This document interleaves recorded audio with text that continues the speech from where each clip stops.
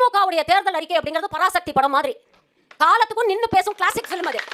சிவாஜி நடிச்சாலும் சரி, சிவகார்த்திகேயன் நடிச்சாலும் சரி, எல்லா காலத்துக்கும் ஏத்த படமாக இருக்கும். அன்னைக்கு பார்த்தவங்களும் ரசிப்பாங்க, இன்னைக்கு பார்த்தவங்களும் ரசிப்பாங்க. இன்னைக்கு இருக்கக்கூடிய சூழ்நிலைக்கு ரிலேட்டபிளா இருக்கும். கிளாஸுக்கும் பிடிக்கும், மாசுக்கும் பிடிக்கும். அதுதான் திமுகவுடைய தேர்தல் அறிக்கை. அக்காக்கு கோட் பண்ண நல்ல படம் ஒண்ணு கிடைக்கலையா? சிவகார்த்திகேயனோட பராசக்தி தான் கிடைச்சதா? பராசக்தி படம் அந்த காலத்துல ஓடிடுச்சு, அதான் நாங்களும் சொல்றோம். அறிஞர் அண்ணா காலத்துல இருந்த பராசக்தி ஓடிடுச்சு. இப்ப ஐயா ஸ்டாலின் காலத்துல இருக்க பராசக்தி ஓடாது. 2 நாள் கூட ஓடாது. ஓடல, டெல்லிக்கு தான் போய் உட்காரணும்.